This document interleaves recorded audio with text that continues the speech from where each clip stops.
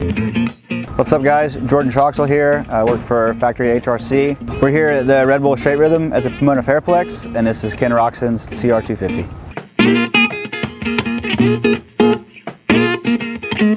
So this whole thing started with, the two-stroke race at Straight Rhythm. Being only two strokes now and Kenny being a Red Bull athlete, we decided to come and do this year. And Lars actually went over to, we have an off-site warehouse, store a bunch of old bikes. And this is one of McGrath's bikes from like that 05-06 season that you see some of those pictures with him hole shotting or doing the knack with Ricky or whatever. So this is actually that motorcycle. This is a full works bike from the 05-06 era. We're a little unsure of the frame year because they kind of shared years right there. But yeah, it's a full-blown works bike from there, so it took a kind of a little bit of work to get them out and pull them apart. They've been setting for a while, so to go through everything, and every motor was gone through, seals replaced, and same thing with the entire chassis and just a lot of the OEM parts that we could still have availability to order. Just cosmetically, we were trying to replace as much of those as we could. It's our modern front end, so it's our 2019 450 front end. Stripped a set of clamps and some things like that, but Ken's 450 front brake, handlebars, the whole nine up there. So it's kind of a hodgepodge of a bike with the 06 chassis, kind of a modern front end, and then our 1994 Jeremy McGrath influenced graphics. Yeah, so on the front of the bike, like I said, it's our modern four-stroke front end. So it's our work Showa forks. It's really similar to what Ken normally runs. Obviously re-sprung and revalved for the lighter motorcycle.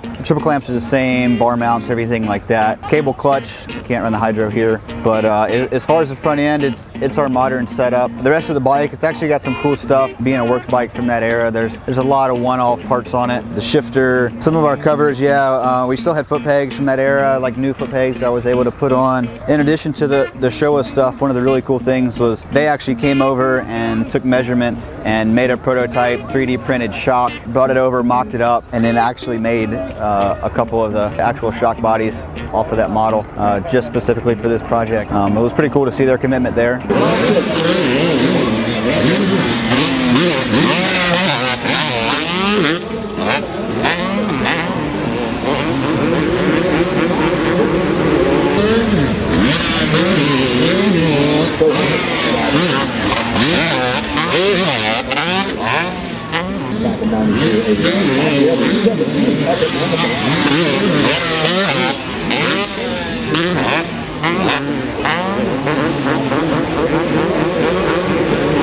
Yeah, being the different era and obviously a completely different motorcycle, there were several surprises, just different bolts and things like that they ran back then, even some heavier, basically lead-filled bolts to make sure they made weight type of situation because the bike was so light. So yeah, just a different era, a different way of building things back then. We got these things done. We actually have two identical bikes. They're both here on display, but we actually used one of them to do, Kenny got 3 or 4 days of some testing and some riding this thing in at the test track. So we're able to go through a couple of suspension settings for him, play with gearing a little bit. Other than that, the bike is so different. You have to ride it such a different way that just kind of let him get used to it and kind of adapt his style to the way the bike needs to be ridden. And it didn't take him long, pretty much on pace with normal lap times at our test track. I mean, it's a cool one-off project, but I'll be honest, I was kind of after that two-stroke era, so I didn't have a lot of experience and a lot of knowledge with these things. That's where Lars and our motor guy Bob came in and really helped us out as far as the jetting and the engine package and things like that. Yeah, Bob has some different clutch options for us, and we tried some different springs and things like that. With the cable clutch, it's just got a lot stiffer feel to it. So mainly just to try to get feel maybe a little softer without slipping for him.